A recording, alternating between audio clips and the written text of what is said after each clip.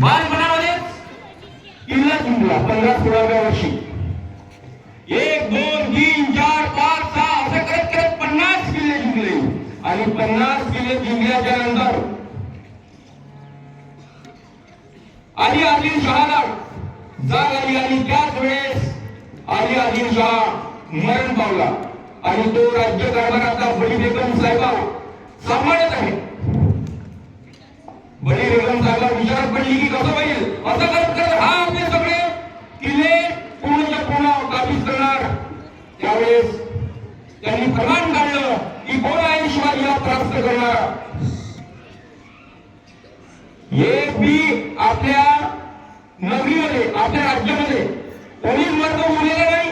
एक बी मर्द नाही आहे क्या. तेव्हा आपला अपमान होतो आहे. हा अपमान सहन मी करणार नाही या भावनेनं एक बलाढ्य मोठा ग्रेट खली सारखा व्यक्ती उठला. त्याचं नाव होता अफजल खान. अफजल खानाला विचारलं अफजल खान शिवाजी राजे को पकड़ने के लिए कितनी भोग चाहिए. त्याने सांगितलं शिवाजी राजे वो क्या पहाड़ का चूहा. वो पहाड़ के चूहे को मैं पकड़ के लाऊंगा. बेगम साहबा मैं उसे पकड़ करके दबोच करके ले आऊंगा. वो पहाड़ का चूहा है. वो सयाजी में रहने वाला है. हाँ तो बताइए पहाड़ के चूहे के लिए क्या क्या चाहिए. अफजल खान विचारतो आहे सांगतो है कि उस पहाड़ के चूहे के लिए कुछ नहीं वैसे 20-22 हजार फौज लगेगी. पहाड़ के चूहे को पकड़ने के लिए 22,000-20,000 की फौज लगेगी. हाँ और हाथी भी लगेंगे 50-60. अच्छा हाँ और ऊंट भी लगेंगे 100-150. अच्छा तो बताइए अफजल खान ये लड़ाई कितने वक्त तक चलेगी. हाँ बेगम साहिबा कम से कम 3 साल चलेगी. तो इतनी रसम तो चाहिए पैसे तो चाहिए 3 साल तक. म्हणजे म्हणण्याचं तात्पर्य अफजल खान सुद्धा शिवाजी महाराजांच्या पराक्रमाला तडाखला होता. झालं खूप इतिहास खूप मोठा आहे. मी शॉर्टकट सांगतो. ते भेट काढली प्रतापगडाच्या पायथ्याशी शामियाने उभारला आणि सर्वप्रथम शिवाजी महाराजांकडे एक लेटर आलं. लेटर होतं विविधतेने विचार करावा. त्यातला कोण लँग्वेज फक्त एकच शब्द घ्यायचा होता मी.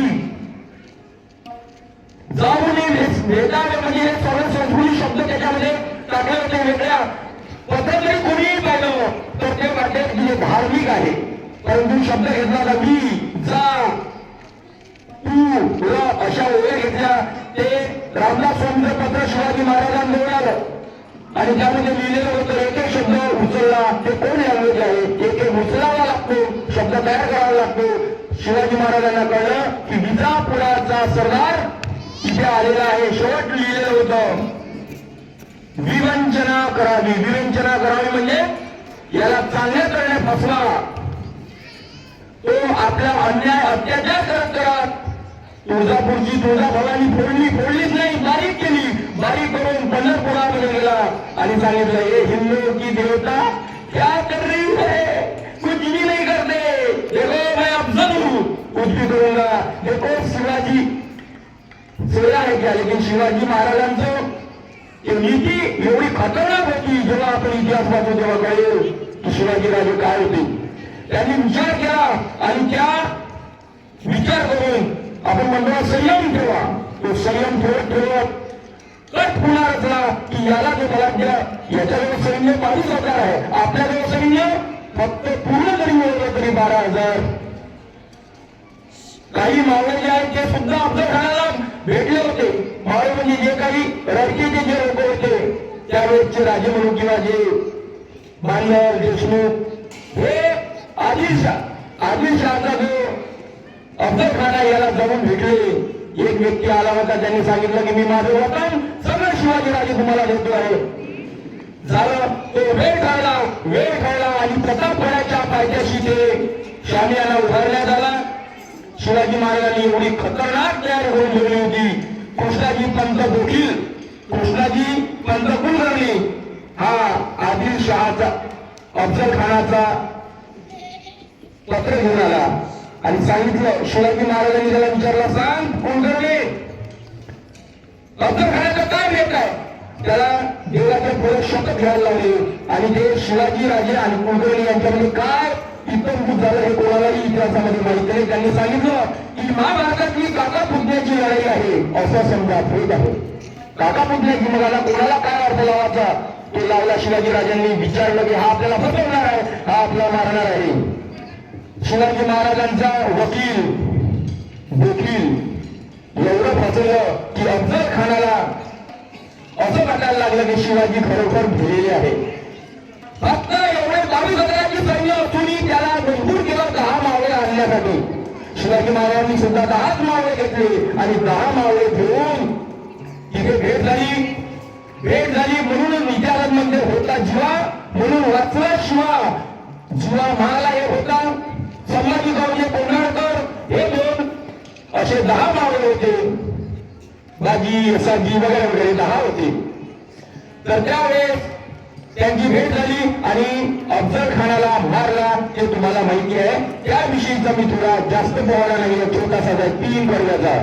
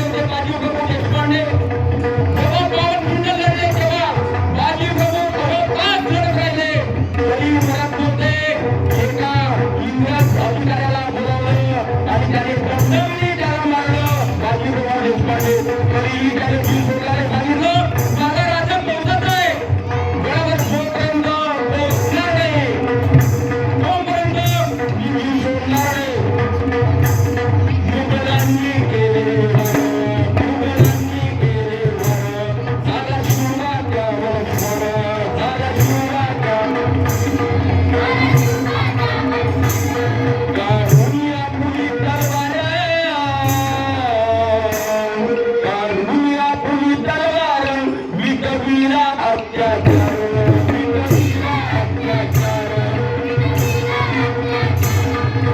हक्क मिळविला आमचा तुमचा हक्क मिळविला आमचा तुमचा स्वाभिमानाचा त्या माझ्या या शिवरायाला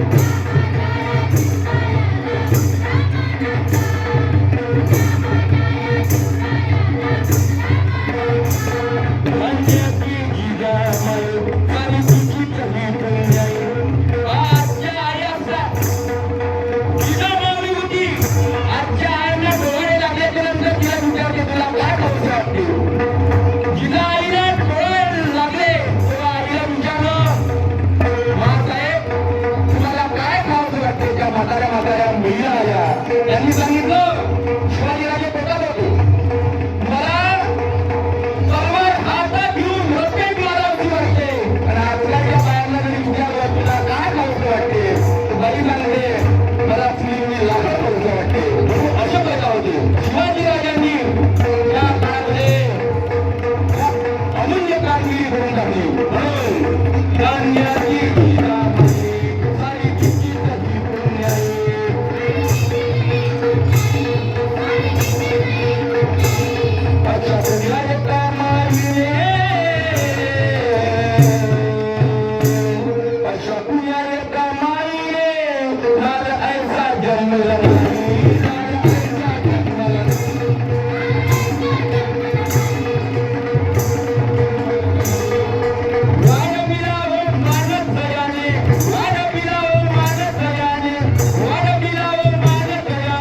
you